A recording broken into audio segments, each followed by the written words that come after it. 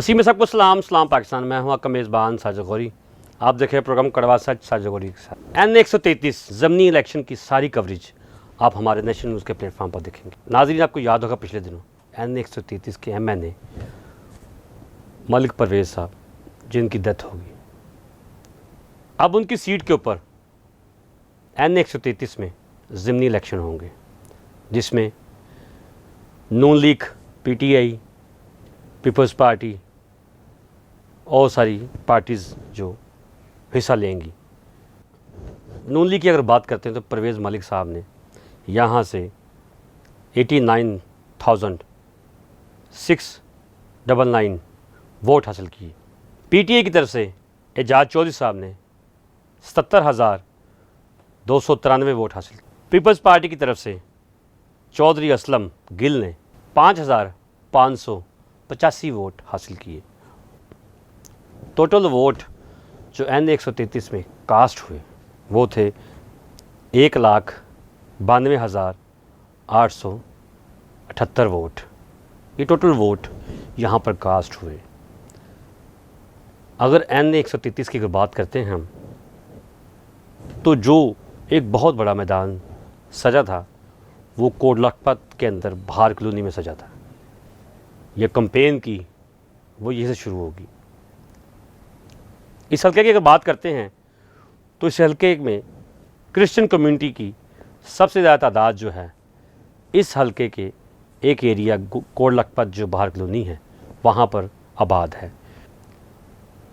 यहाँ पर लोगों ने पिछले 2018 में नून लीग को वोट दिया था, जिसमें नून लीग की तरफ से मलिक परवेज़ साहब जो कि MNA हुए, और MPA जो एक PTI की तरफ से नज़ीर चौहान और नून लीग की तरफ से रमज़ान भट्टी, ये 2 MPA थे।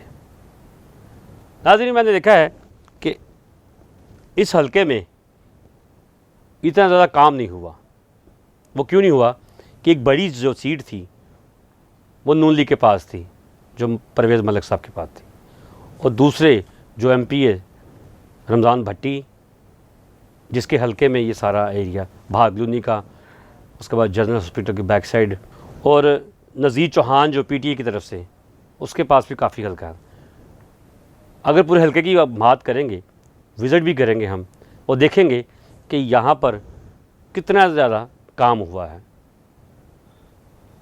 अगर ज़मीनी इलेक्शन में ये लोग ही फैसला करेंगे कि वोट किसको देना है, क्योंकि पिछले 2018 में नून लीग को वोट दिया गया था, और इस दफ़ा ज़मीनी इलेक्शन में अब देखें MNA की सीट पर कौन आता है।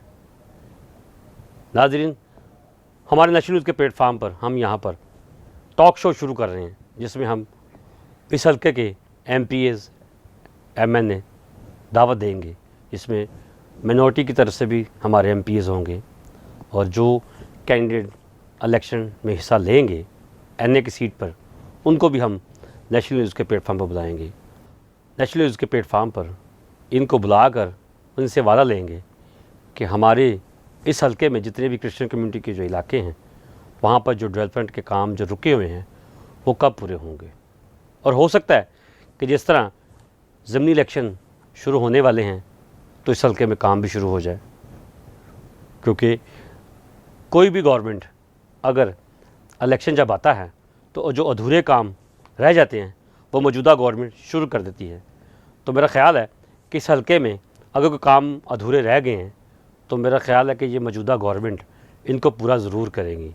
तो ये लोगों के लिए बड़ी खुशाइन बात है कि ज़मीनी इलेक्शन अगर शुरू होगा तो उनके जो अधूरे काम हैं, इसमें डेवलपमेंट के काम हैं और काफ़ी सारे मसाइल जो लोगों के चल रहे हैं वो पूरे होंगे। तो मैं दोबारा फिर से आपको यही कहूँगा कि हमारे नेशनल न्यूज़ के प्लेटफार्म पर हम आपको N133 की जो फुल कवरेज है ज़मीनी इलेक्शन की वो हम दिखाएंगे, और यहीं से टॉक शोज़ भी दिखाएंगे जो कि हमारे कड़वा सच के प्लेटफार्म पर आपको नज़र आएंगे। मुझे मेरी टीम को इजाज़त दीजिए। खुदा हाफिज़।